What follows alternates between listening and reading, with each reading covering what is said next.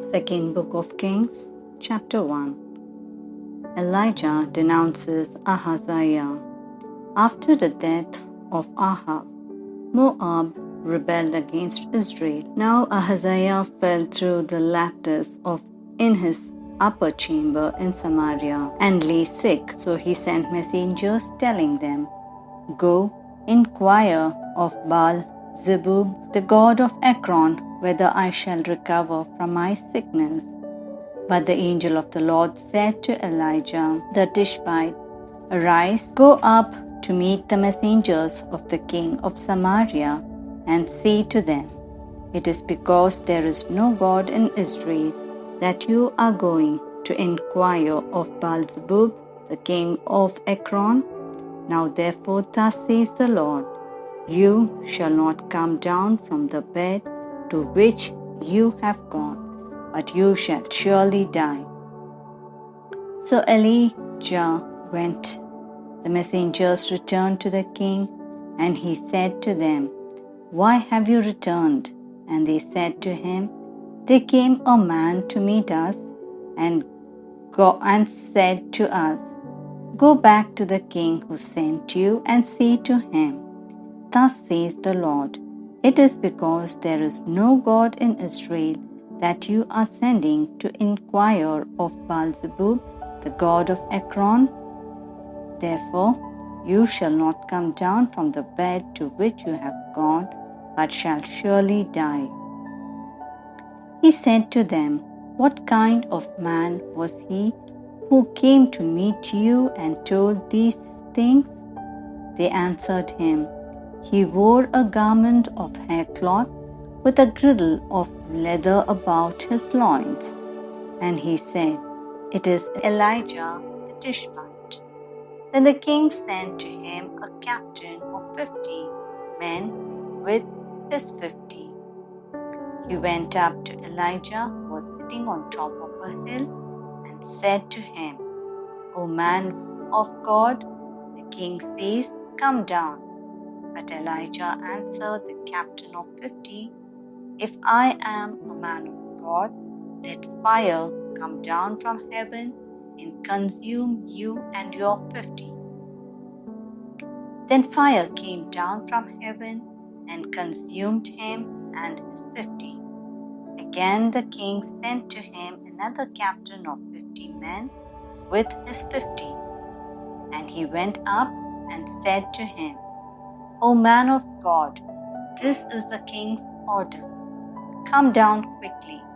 But Elijah answered them, "If I am a man of God, let fire come down from heaven and consume you and your 50. Then the fire of God came down from heaven and consumed them and his 50. Again the king sent the captain of the third 50 with his 50.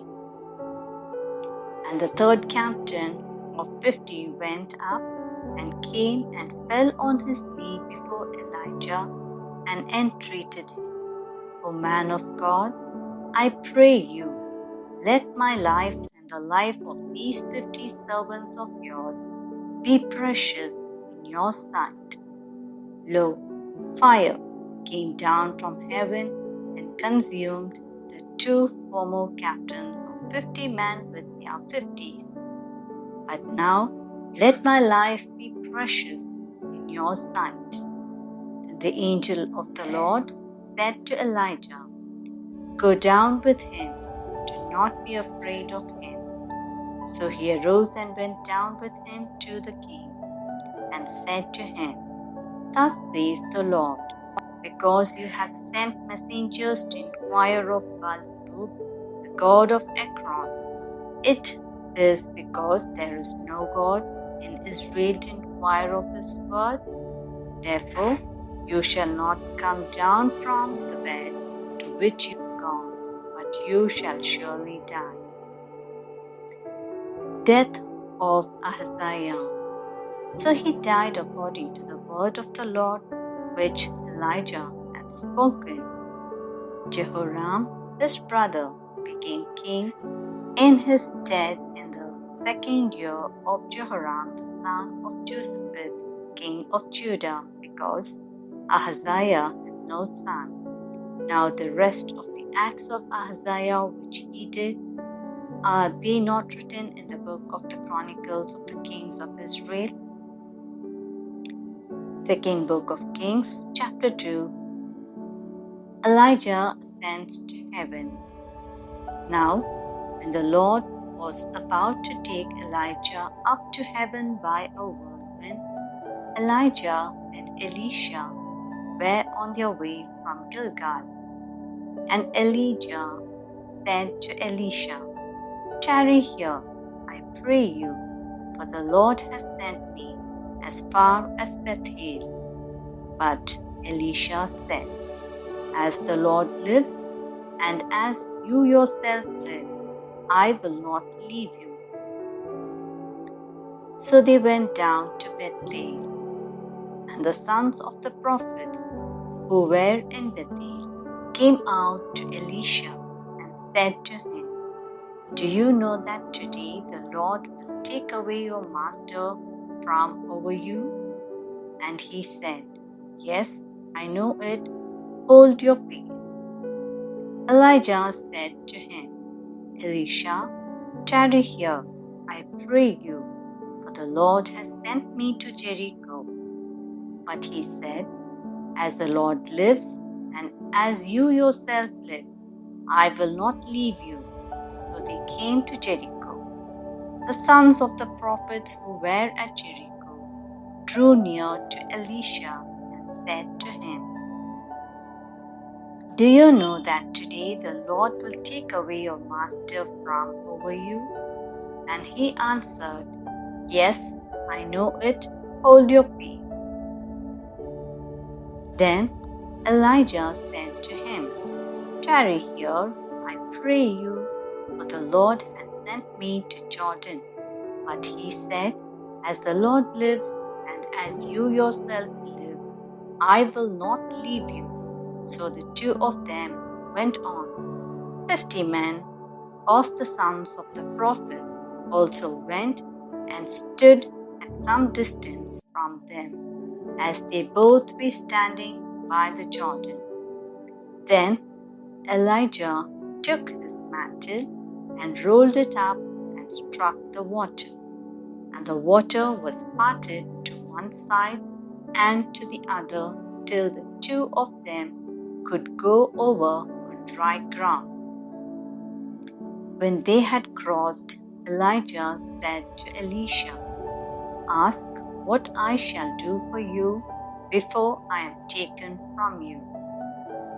And Elisha said, "I pray you, let me inherit a double share of your spirit." And he said, "You have asked a hard thing. Yet, if you see me as I am being taken from you, it shall be so for you. But if you do not see me, it shall not be so." And as they still went on and talked, behold, a chariot of fire and horses of fire separated the two of them. And Elijah went up by a whirlwind into heaven. And Elisha saw it, and he cried, my father, the chariots of Israel and its horsemen." And he saw him no more. Elisha succeeds Elijah. Then he took hold of his own clothes and rent them in 2 pieces. And he took up the mantle of Elijah that had fallen from him, and went back and stood on the bank of the Jordan. Then he took the mantle of Elijah that had fallen from him and struck the water, saying, "Where is the Lord, the God of Elijah?" And when he had struck the water was parted to the one side and to the other, and Elisha went over. Now when the sons of the prophets who were at Jericho saw him over against them, they said, "The spirit of Elijah rests on Elisha." And they came to meet him and bowed to the ground before him. And they said to him, Behold now, there are with your servants 50 strong men. Pray let them go and seek your master. It may be that the Spirit of the Lord has caught him up and cast him upon some mountain or into some valley. And he said, You shall not send. But when they urged him till he was ashamed, he said, Send. They sent therefore 50 men, and for 3 days they sought him, but did not find him. And they came back to him while he tarried at Jericho, and he said to them, Did I not say to you, Do not go? Elisha performs miracles. Now the men of the city said to Elisha, Behold, the situations of this city is pleasant, as my Lord sees, but the water is bad, and the land is unfruitful.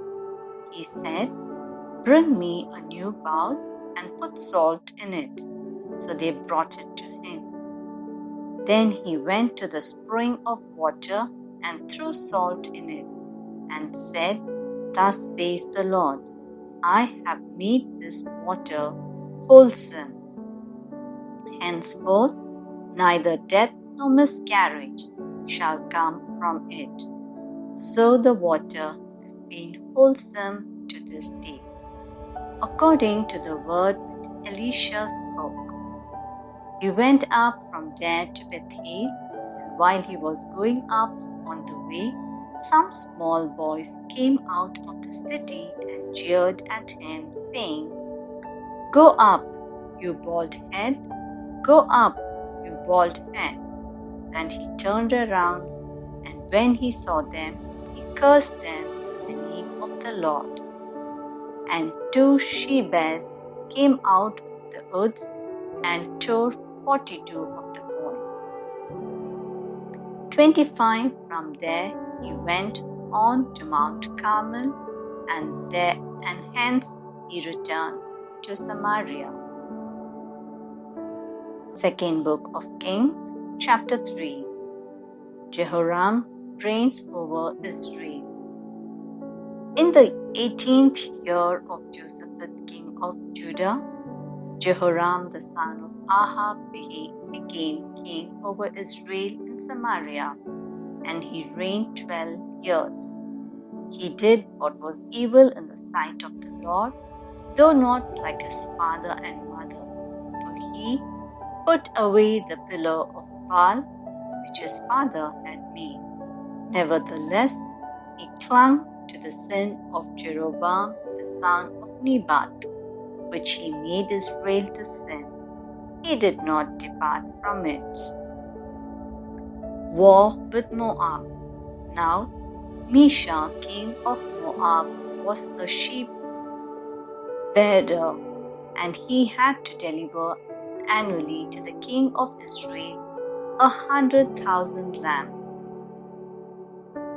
and the wool of 100,000 rams.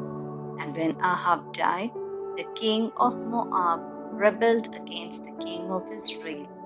So King Jehoram marched out of Samaria at that time and mustered all Israel.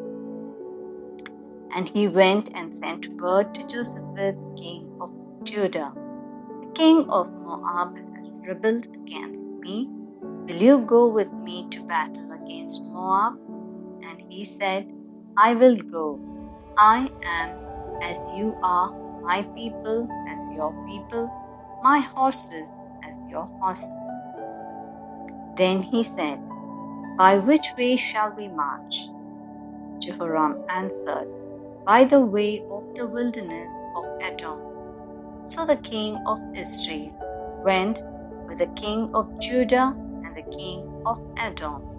And when they had made a circuitous march of 7 days, there was no water for the army or for the beasts which followed them. And the king of Israel said, Alas, the Lord has called these 3 kings to give them into the land of Moab. And Joseph said, Is there no prophet of the Lord here, through whom we may inquire of the Lord? Then one of the king of Israel's servants answered, Elisha, the son of Shaphat, is here, who poured water on the hands of Elijah. And Joseph said, The word of the Lord is with him. So the king of Israel and Joseph and the king of Edom went down to him. And Elisha said to the king of Israel, What have I to do with you?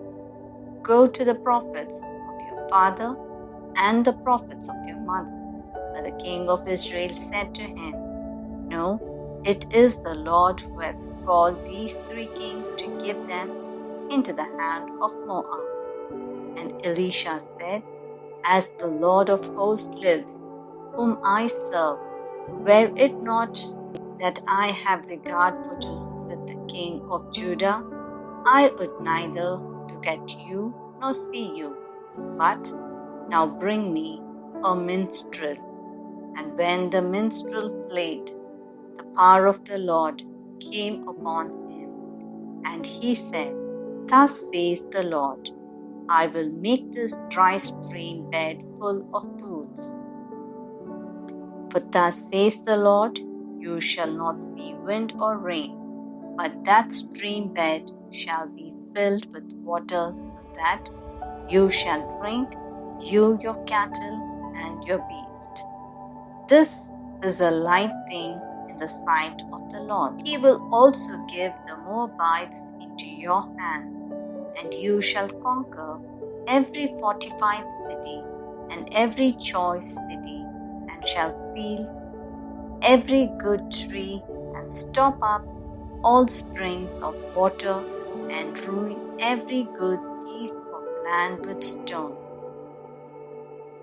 The next morning, about the time of offering and sacrifice, behold, water came from the direction of Edom till the country was filled with water. When all the Moabites heard that the kings had come up to fight against them, all who were able to put on armor, from the youngest to the oldest, were called out and were drawn up at the frontier. And when they rose early in the morning, and the sun shone upon the water, the Moabites saw the water opposite them as red as blood. And they said, This is blood. The kings have surely fought together and slain one another. Now then, Moab to the spoil. But when they came to the camp of Israel, the Israelites rose and attacked the Moabites till they fled before them, and they went forward, slaughtering the Moabites as they went.